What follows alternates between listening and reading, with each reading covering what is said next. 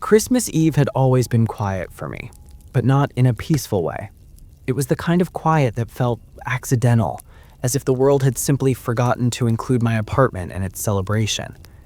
Outside my window, the city glowed softly, with strings of lights wrapped around balconies and lampposts, blinking red and gold against the cold. Somewhere far below, I could hear laughter drifting up from the street, the muffled sound of people heading home with wrapped boxes tucked under their arms, their breath visible on the winter air. Inside, my apartment was dim, lit only by the yellow glow of a small table lamp and the television playing an old Christmas movie I wasn't really watching. I had lost interest in the holidays years ago, not because I hated them, but because they had become reminders of absences. Empty chairs, unused plates, names no one said out loud anymore. The tree in my living room was artificial and undecorated, standing in the corner like a prop I had forgotten to return to storage. I had plugged it in once, watched the lights flicker on, and then unplugged it again. It felt dishonest to let it glow. My phone lay face down on the coffee table. I had checked it too many times already, scrolling through old messages I had no intention of replying to, rereading conversations that ended abruptly months or years ago. There were family group chats I muted every December, coworkers sending polite holiday wishes, distant relatives whose names I barely remembered. I wasn't expecting any calls. Nobody ever called me on Christmas Eve anymore. At 11:48 p.m., I muted the television. The fake cheer of it suddenly felt too loud, too intrusive, like it was mocking the stillness of the room. The silence that followed was heavy, thick enough that I could hear the hum of the refrigerator in the kitchen and the faint ticking of the cheap wall clock above the doorway. I stood up and walked to the window, resting my forehead briefly against the cold glass. Snow had started falling, thin and steady, the flakes catching the light as they drifted down. It should have been comforting. Instead, it made the night feel sealed off, like everything outside was being slowly buried. That was when my phone rang. The sound cut through the apartment sharply, loud and unexpected. I froze, my hands still pressed against the window. For a moment, I thought I had imagined it, some leftover noise from the television or the street below. Then it rang again, vibrating against the coffee table, the screen lighting up the room in a pale white glow. I didn't move right away. I stared at it from across the room, my chest tight, a strange sense of unease settling in my stomach.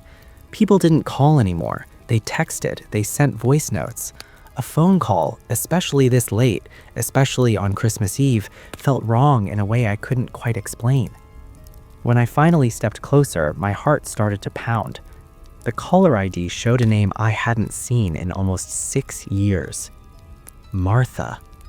My aunt's name sat there on the screen, perfectly normal, spelled exactly the way it always had been in my contacts.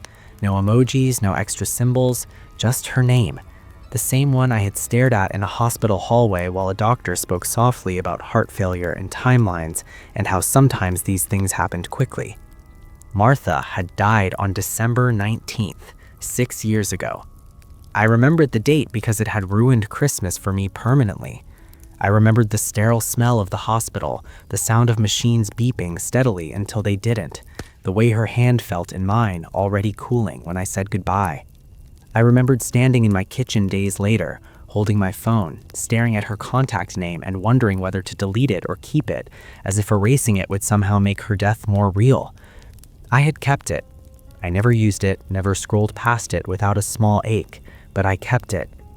Now it was calling me. I picked up the phone with shaking hands, certain there had to be a rational explanation. A spoofed number, a glitch, someone else using her old phone number. But as my thumb hovered over the screen, I noticed something that made my breath catch. There was no phone number displayed beneath her name, just the name. I hadn't touched that contact in years. I hadn't updated it, edited it, synced it, and yet it looked exactly as it always had. I glanced at the time, 11:49 p.m. The ringing stopped.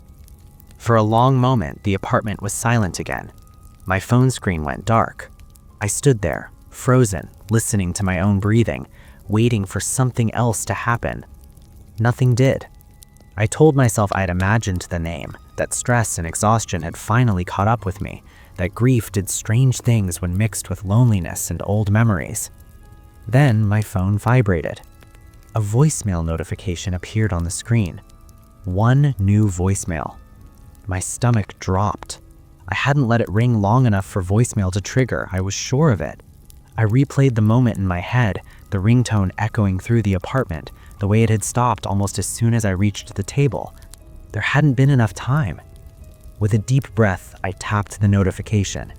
The voicemail interface loaded slowly, the spinning circle making my anxiety spike.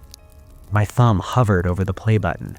Part of me screamed not to listen, to delete it, to turn the phone off and pretend none of this happened. Another part of me, a quieter and far more dangerous part, needed to know. I pressed play. At first, there was only static. A low, crackling hiss filled the speaker, uneven and distorted like a bad connection. I leaned closer, my pulse thudding in my ears. Then, faintly, I heard breathing. Not the rhythmic breathing of someone speaking into a phone, but something slower, labored, as if the person on the other end was struggling to draw air into their lungs. My throat tightened. "Hello?" I whispered to the empty room, even though I knew she couldn't hear me. The breathing paused. There was a soft clicking sound, like the phone being adjusted. And then a voice came through the speaker.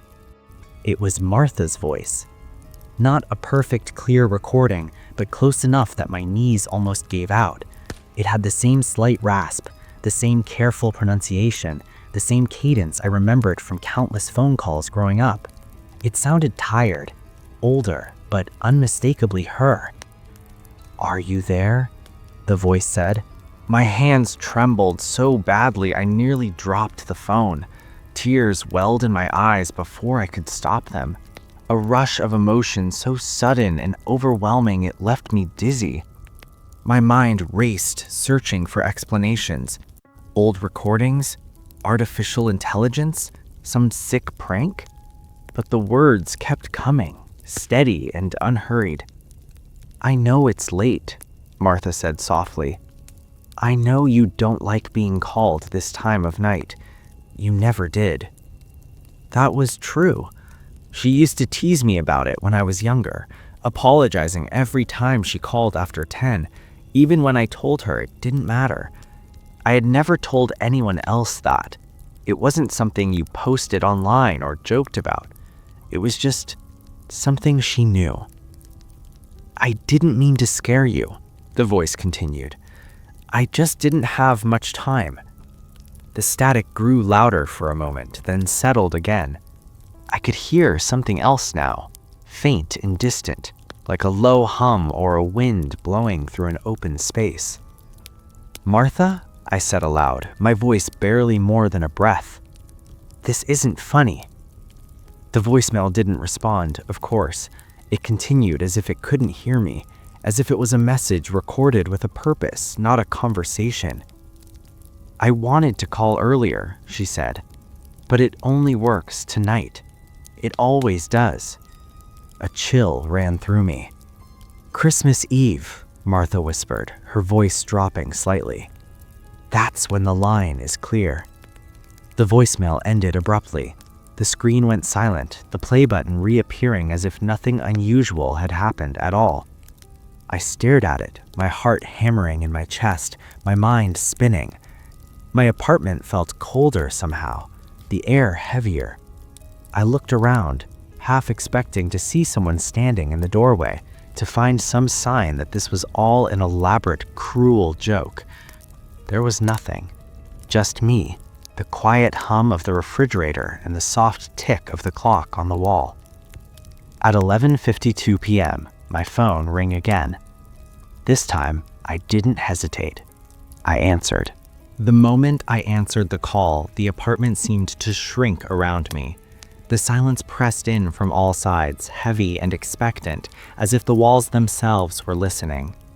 I held the phone to my ear, my hand slick with sweat, my heart beating so hard I was certain it would drown out whatever waited on the other end. At first, there was nothing. No greeting, no static, just a hollow, empty quiet that felt deeper than silence, like standing in a vast room with no walls. I opened my mouth to speak, then stopped. A sudden certainty settled over me, sharp and unpleasant. Whatever was on the other end already knew I was there. "Hello?" I said finally, my voice trembling despite my effort to steady it. The line crackled softly, a familiar sound that almost comforted me. Almost. Then the breathing returned. Slow, measured, unmistakably human, yet wrong in a way that made the hair on my arms stand up. It sounded closer than before, as if whoever was breathing had leaned toward the phone, their mouth inches from the microphone. "Don't hang up," Martha's voice said, quietly. I sucked in a sharp breath. Hearing her voice respond directly to me sent a jolt of fear through my chest, stronger than anything I had felt moments earlier.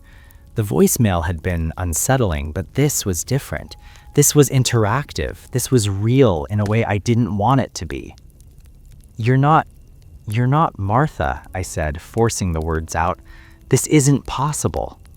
There was a pause. I imagined her on the other end, tilting her head the way she used to when she was choosing her words carefully. The thought made my stomach twist. "I know," she said. "It's what you keep telling yourself. It's easier that way." My grip tightened around the phone. I paced slowly across the living room, my footsteps muted by the rug, my eyes darting to the corners of the apartment as if I expected something to be waiting there. The clock on the wall ticked steadily, marking time with cruel indifference.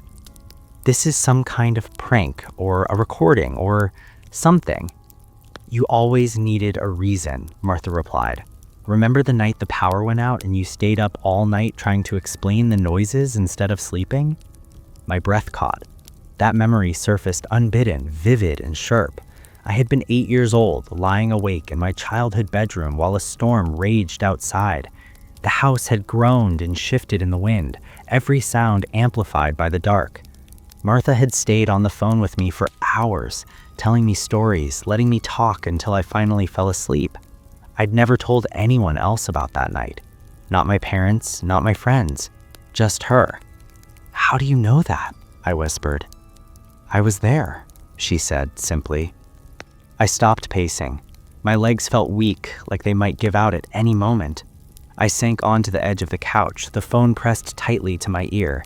The room smelled faintly of dust and old fabric, familiar scents that suddenly felt foreign, as if I were seeing my own apartment for the first time. "You died," I said. Saying it out loud felt like a betrayal, like I was accusing her of something. "I saw you in the hospital. I went to your funeral." "Yes," Martha replied. There was no denial in her voice, no hesitation. "I know." A cold sensation crept up my spine. "Then what is this?" Another pause. The line crackled again, louder this time, and beneath it I heard something else. A faint echo, as if the sound of her voice was bouncing off distant walls. "It's a call," she said carefully. "That's the only way I can explain it in words you'll understand. A line that opens once a year, only for a little while." My mouth felt dry. Opens to where? To where I am. The words landed heavily, sinking into my chest like stones. I swallowed hard, my mind racing. Every rational part of me screamed that this couldn't be happening, that grief and isolation had finally fractured something in my brain. But the voice on the line kept speaking, calm and patient, just as Martha had always been. "You shouldn't have answered," she added. "I hoped you wouldn't." Anger flared suddenly, cutting through my fear. "Then why call me?" I snapped. "Why do this to me?" The breathing on the other end hitched just slightly. For the first time, she sounded strained. "Because you're the only one who ever listened, and because I made a mistake." My heart skipped. What kind of mistake? "I didn't mean to bring anything back with me," Martha said. The air in the room felt colder. I rubbed my free arm, trying to chase away the sudden chill. "Bring back what?" "There are rules," she continued, her voice growing quieter. "You think death is an ending, but it's more like a door that closes behind you while another opens somewhere else." I closed my eyes, my head spinning. You're not making sense." "I know," she said. "I'm sorry." A sound drifted through the speaker then, faint but unmistakable. It wasn't static, it was movement. A shuffling noise, slow and uneven, like something dragging itself across a hard surface. My stomach clenched. "What is that?" I asked. The breathing grew heavier. "That's why I'm calling," Martha said. "That's why I only have a little time." The shuffling sound grew louder, closer, accompanied by a wet, scraping noise that made my skin crawl. I imagined a dark hallway, something unseen inching forward, drawn by the sound of her voice. "Martha?" I said urgently. "What's happening?" "It followed me," she replied. "Not all the way, not at first, but every year when the line opens, it gets closer." A wave of nausea washed over me. "Followed you from where?" "From the place I went, from the space between." My grip on the phone tightened until my fingers ached. "You're scaring me." "I know," she said. "I never wanted to." The shuffling noise stopped suddenly. The silence that followed was worse. It felt charged, tense, as if something was waiting. "Martha?" I whispered. "It's listening now," she said, barely audible. "That's why you have to hear me. You have to understand what's happening." A faint tapping sound joined the silence, slow, deliberate. Tap, tap, tap. It sounded like nails against glass. "What does it want?" I asked. Her answer came after a long pause. "You," she said. My blood ran cold. "Me?" "Yes," Martha said. "It can't cross on its own. It needs an invitation, a voice, a connection." The tapping grew louder, faster. I looked around my apartment, my eyes drawn to the front door, then the windows, then the dark hallway leading to my bedroom. Everything looked the same, yet wrong, like a familiar place seen in a nightmare. "You didn't invite it, did you?" I asked, dread coiling in my chest. "No," she said quickly.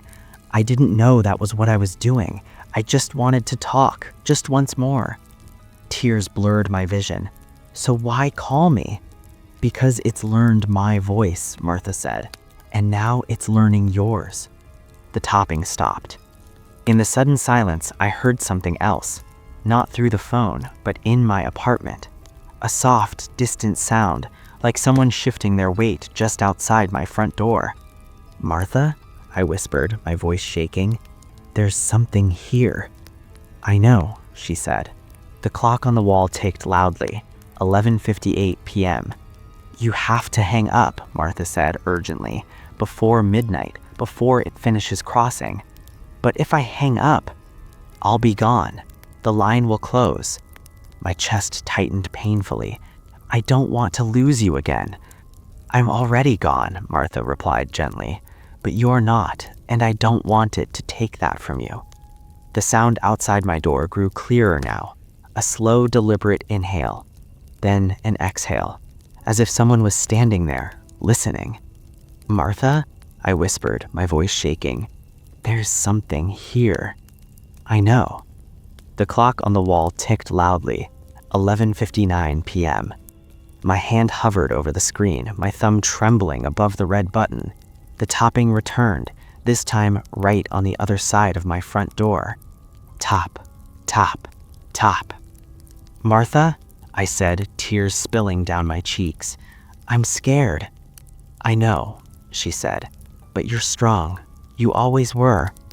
The tapping turned to a slow knock, and then the line went dead. The call ended so abruptly that for a moment I thought the phone had slipped from my hand. The screen went dark, reflecting my own pale face back at me, eyes wide and unfocused. The apartment was silent again, but it was not the same silence as before. This one felt crowded, thick with presence, as if something unseen had stepped inside and was waiting patiently for me to notice. The knock came again. It was slow and deliberate, 3 soft taps against the wood of my front door. Not loud, not aggressive, the kind of knock meant to be polite, meant to be answered. I didn't move. I sat frozen on the couch, the phone clutched to my chest, my heart hammering so hard it made my ears ring. My mind replayed Martha's last words over and over, each repetition tightening the knot in my stomach. It's learned my voice. Now it's learning yours. Another knock followed, slightly firmer this time. The sound traveled through the apartment, settling into every corner. Whoever or whatever stood on the other side of the door wasn't in a hurry. It knew I was awake. It knew I was listening. I glanced at the clock. 12:01 a.m. Midnight had passed. My throat felt dry and tight. I forced myself to stand, my legs trembling as I took a cautious step toward the door.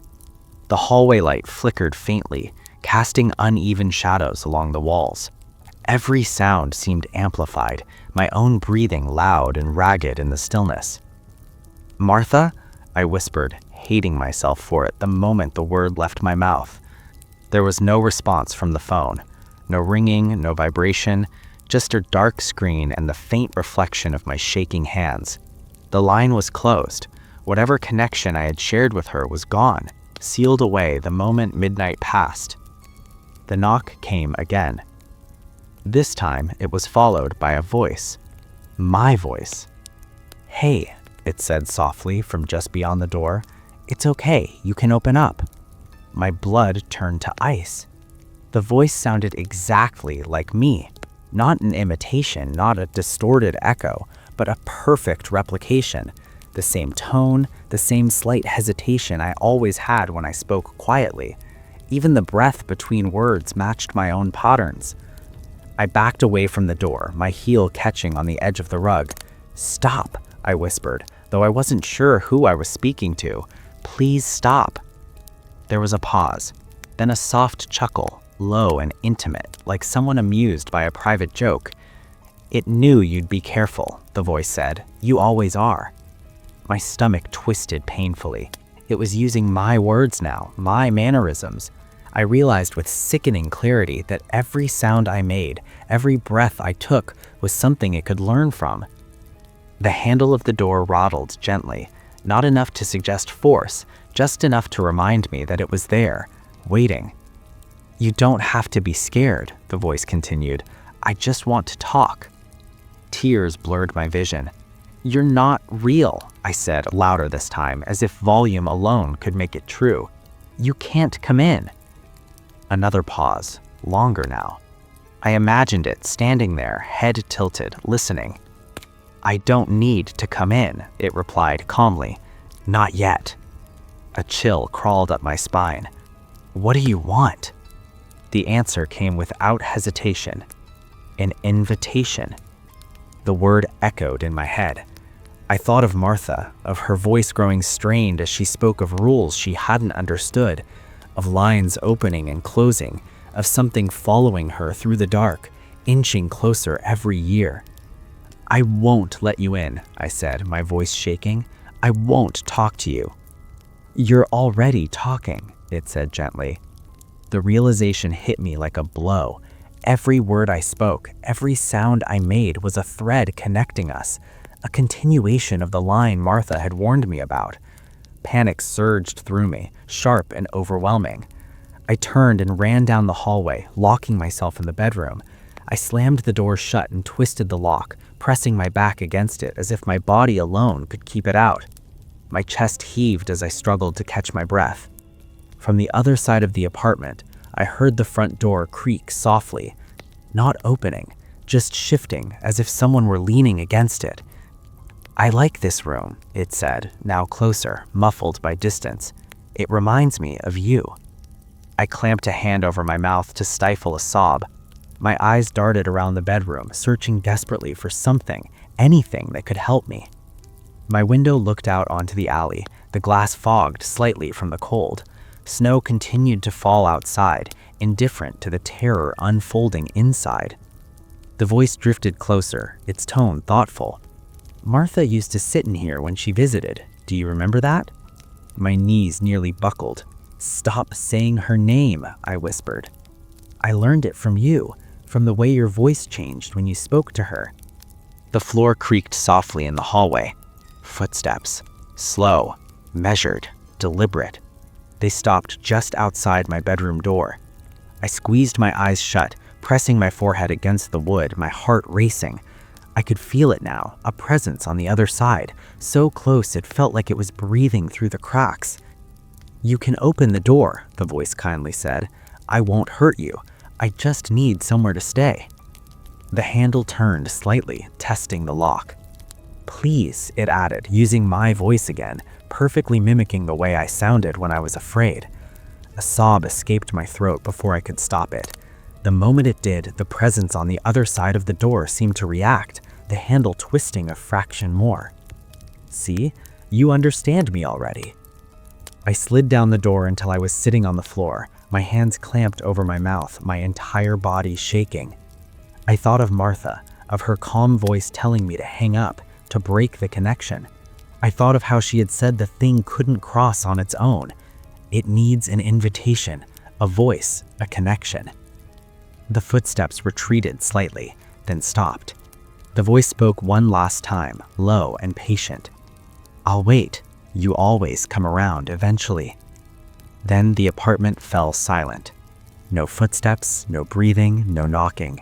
Just the ticking of the clock in the living room, marking the slow passage of time, and the terrifying certainty that whatever had followed Martha home was now waiting for me to slip, to speak, to invite it in.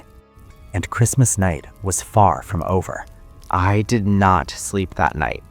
I sat on the bedroom floor with my back against the door until the numbness crept into my legs and the fear settled into something colder and more deliberate. Silence, I learned, was not the absence of sound. It was a pressure, a test.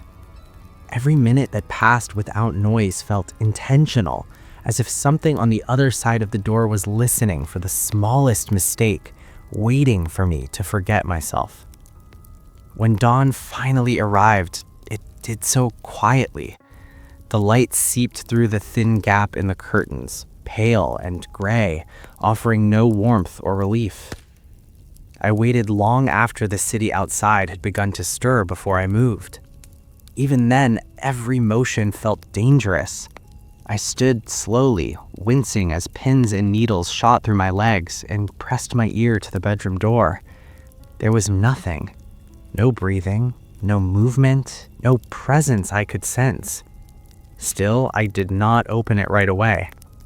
When I finally did, the apartment looked unchanged.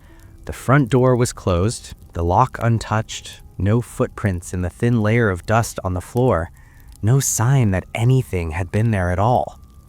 The rational part of my mind latched onto that immediately, clinging to it like a life raft. Hallucination, stress, grief, sleep deprivation, words doctors like to use when they could not explain something but needed to contain it. I spent Christmas Day moving through the apartment cautiously, avoiding speaking unless absolutely necessary. I unplugged the television. I ignored messages on my phone. I did not answer texts, did not play music, did not even clear my throat out loud. The memory of my own voice, perfectly copied, echoed too vividly in my head. By nightfall, exhaustion pressed down on me, heavy and unavoidable. I told myself that if something had wanted to hurt me, it would have done so already. That logic felt thin, but it was all I had. I lay in bed with the lights on, staring at the ceiling until sleep finally claimed me. It was not restful. I dreamed of phones ringing in empty rooms, of voices bleeding through walls, of doors opening without hands. When I woke, it was December 26th. At first, everything felt normal enough that I almost laughed at myself. The daylight was brighter, the fear felt distant, dulled by time and fatigue. I made coffee. I spoke out loud, just once, testing myself. Nothing answered. The sound of my own voice did not feel stolen from me anymore. That was when my phone buzzed. Not a call, a voicemail notification. One new voicemail, received at 11:59 p.m. My blood went cold. I had turned the phone off overnight. I remembered doing it deliberately, holding the power button until the screen went black, as if that alone could sever whatever line had opened on Christmas Eve. And yet, there it was, waiting for me, time-stamped exactly 1 minute before midnight. I did not listen to it right away. I carried the phone from room to room, my chest tight, every instinct screaming at me not to press play. Instead, I scrolled through my call history. There was no record of an incoming call, no missed calls, no outgoing calls, just the voicemail, sitting there like it had always belonged. When I finally listened, the message was shorter than the first. There was no breathing, no static, just Martha's voice, faint but clear. It doesn't need the line anymore. It learned enough. The message ended. I dropped the phone as if it had burned me. That night, the sounds began.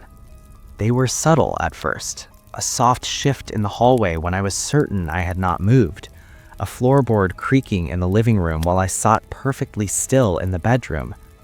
I told myself it was the building settling, pipes adjusting to the cold.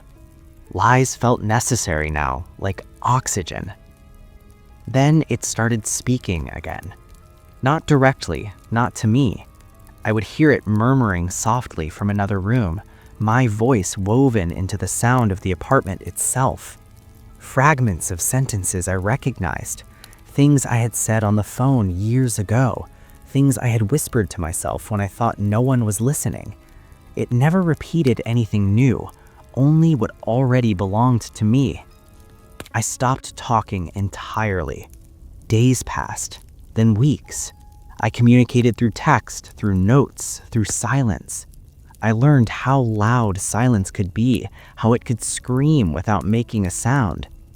The thing in my apartment did not grow impatient. It did not force the issue. It waited, listened, learned. Sometimes, late at night, I would hear it standing just outside my bedroom door, breathing softly, practicing, testing my voice the way a person might test a key in a lock they weren't ready to open yet. I thought often of Martha those nights, of her warning, of the way her voice had strained when she spoke of mistakes. I wondered how many Christmas Eves she had spent like this, listening to something that wore her words like skin. By the time the next December approached, I understood something she hadn't been able to tell me. The thing that followed her did not want to hurt me. It wanted to replace me. And Christmas Eve was coming again. By the time December returned, I had become someone else. Not in the dramatic way people like to talk about after trauma, not stronger or wiser or more resolved. I had become quieter, smaller. My world had narrowed to what I could control, and control meant silence. I learned how to move through my apartment without making a sound, how to breathe shallowly enough that it would not notice the rhythm of my lungs, how to think without letting thoughts turn into whispers behind my teeth. The thing was still there. I never saw it. I never needed to. Its presence had weight. It bent the air the way pressure builds before a storm. Sometimes it lingered near the bedroom door. Sometimes it waited in the living room where my voice had first betrayed me. It never touched me. It never rushed me. It was patient in a way that felt ancient and deeply unsettling. It had learned everything it could from me. Every cough I failed to suppress, every accidental sound, every breath released too sharply in a moment of fear. It practiced constantly, always when it thought I was listening, always just quietly enough to pretend it was not trying. By December 20th, I knew what it was waiting for. Christmas Eve. I did not mark the day on a calendar. I did not need to. My body knew. The tension in the apartment shifted subtly, like a held breath that had lasted an entire year. The thing moved more that week, testing the space, standing closer to me when I slept, its breathing almost perfectly synced with mine now. On December 24th, I did something I had promised myself I would never do. I turned my phone back on. The battery was fully charged. I I had kept it that way deliberately, an unspoken acknowledgement of what was coming. The screen lit up, familiar and innocent, as if it had not been the doorway for everything that followed. No missed calls, no messages, no warnings. I sat on the edge of my bed in the dark, the phone resting in my open palm. I did not speak. I did not even swallow loudly. I waited. At 11:47 p.m., the apartment grew colder. At 11:48, the air changed, thickening, pressing in on my ears. I felt it before I heard anything, a subtle vibration in my chest, like standing too close to a distant engine. At 11:49, my phone rang. The sound was gentle this time, familiar, almost comforting. The caller ID showed Martha's name. I did not feel panic. I did not feel grief. I felt understanding. I answered. For a moment, there was silence. Not empty silence, but a careful one, like someone choosing their words. "You're late this year," Martha's voice said. It was not her voice anymore. It was mine. Perfectly mine. Every inflection, every breath, even the slight tremor I had developed since last Christmas. "I know," I said, quietly. I did not know who I was speaking to anymore, but I understood the rules now. "You didn't need the line, did you?" "No," it replied, using my voice the way a skilled musician uses a familiar instrument. "But you did." I closed my eyes. The thing was standing very close to me now. I could feel it without seeing it, a shape in the darkness just beyond the reach of the bedside lamp. It did not touch me. It did not have to. "This is how it ends," I said. "This is how it changes," it corrected gently. I thought of Martha then, truly thought of her, not as a voice on a phone, but as a woman who had loved me, who had made a mistake out of loneliness and paid for it slowly, year by year. I understood now why she had sounded tired, why she had been so careful with her words. She was trying to teach me without saying the thing out loud. "You can't take me without permission," I said. The thing paused. I felt something like curiosity ripple through the air. "You already gave it," it said. "Every time you answered, every time you listened, every time you let me speak in your voice." I opened my eyes. The darkness across the room shifted. For the first time, I saw it clearly, not as a shape, but as an absence, a place where the room should have been, but wasn't. A hollow outline filled with movement, breathing with my breath, standing with my posture. It raised its head. My face looked back at me. "You don't need my body," I said slowly. "You need my place." The thing smiled. "Yes," it said. "That's what Martha never understood." The phone vibrated gently in my hand, still connected, still open. The line had not closed at midnight this time. It did not need to. "I won't invite you in," I said. "You already did. Now I'm inviting you." The air folded inward. For a moment, I felt weightless, untethered. The apartment stretched, warped, became something entirely else. I heard phones ringing in the distance, countless lines opening and closing, voices overlapping, practicing, learning. I felt myself being pulled, not violently, but insistently, like a tide. I understood then what waited on the other side. Not darkness, not pain. Endless listening, endless waiting. Endless Christmas Eve spent holding a line open, hoping someone would answer, hoping someone would make the same mistake. I thought of the world outside my apartment, of people walking home under string lights, of phones ringing in quiet rooms, of names that should not still exist in contact lists. "I won't scream," I said. The thing nodded, approving. "You didn't think you would." The last thing I felt was the phone slipping from my hand. The last thing I heard was my own voice, warm and familiar, speaking softly into the darkness. "Hello," it said. "Don't hang up."